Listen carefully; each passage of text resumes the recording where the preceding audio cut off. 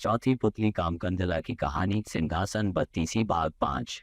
चौथे दिन जैसे ही राजा सिंहासन पर चढ़ने को उद्यत हुए, पुतली कामकंदला बोल पड़ी, रुकिए राजन, आप इस सिंहासन पर कैसे बैठ सकते हैं? ये सिंहासन दानवीर राजा विक्रमादित्य का है। क्या आप में है उनकी तरह विशेष गुण और त्याग की भावना? राजा ने कहा, है सुंदरी, तुम भी विक्रमादित्य की ऐसी कथा सुनाओ जिससे उनकी विलक्षणता का पता चले। पुतली बोली, सुनो राजन, एक दिन राजा विक्रमादित्य दरबार को संबोधित कर रहे थे। तभी किसी ने सूचना दी कि एक ब्राह्मण उनसे मिलना चाहता है।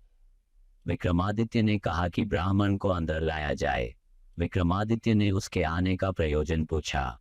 ब्राह्मण ने कहा कि वह किसी दान की इच्छा से नहीं आया है, बल्कि उन्हें कुछ बताने आया है। उसने बताया कि मानसरोवर में सूर्योदय होते ही एक खंभा प्रकट होता है, जो सूर्य का प्रकाश ज्यों ज्यों फैलता है ऊपर उठता चला जाता है, और जब सूर्य की गर्मी अपनी पराकाष्ठा पर होती है तो वह साक्षात सूर्य को स्पर्श करता है। ज्यों ज्यों सूर्य की गर्मी घटती है, छोटा होता जाता है तथा सूर्यास्त होते ही जल में विलीन हो जाता है।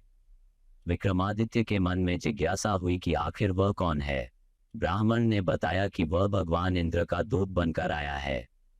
देवराज इंद्र का आपके प्रति जो विश्वास है, आपको उसकी रक्षा करनी होगी। आगे उसने कहा कि सूर्य देवता को घमंड है कि समुद्र देवता को छोड़कर पूरे ब्रह्मांड में कोई भी उनकी गर्मी को सहन नहीं कर सकता। देवराज इंद्र उनकी इस बात से सहमत नहीं है। उनका मानना है कि उनकी अनुकंपा प्राप्त मृत्युलोक का एक राजा सूर्य की गर्मी की परवाह न करके उनके निकट जा सकता है। वह राजा आप हैं। राजा विक्रमादित्य को अब सारी बात समझ में आ गई।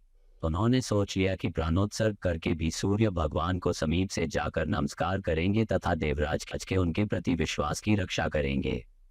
उन्होंने ब्राह्मण को समुचित दान दक्षिणा देकर विदा किया तथा अपनी योजना को कार्य रूप देने का उपाय सोचने लगे। भोर होने पर दूसरे दिन वे अपना राज्य छोड़कर चल पड़े। एकांत में उन्होंने मां काली द्वारा प्रदत्त दोनों बेतालों का स्मरण किया। दोनों बेताल तत्क्षण उपस्थित हो गए।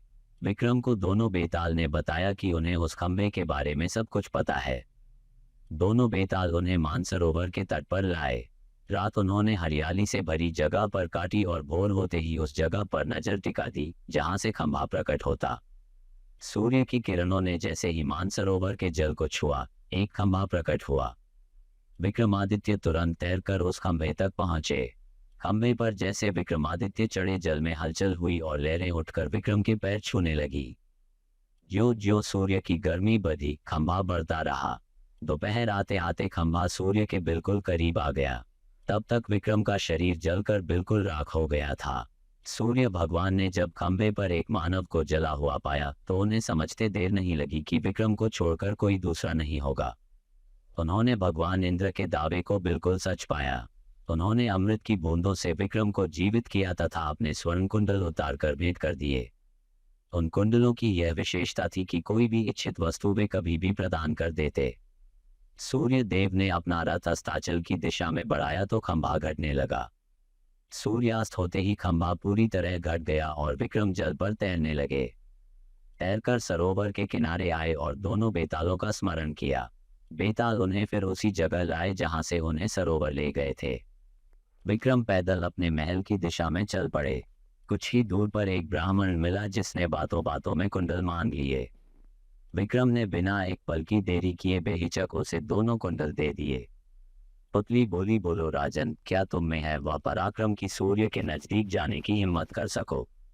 और अगर चले जाओ तो देवों के देव सूर्य देव के स्वर्ण कुंडल किसी साधारण ब्राह्मण को दे सको? अगर हाँ तो इस सिंहासन पर तुम्हारा स्वागत है।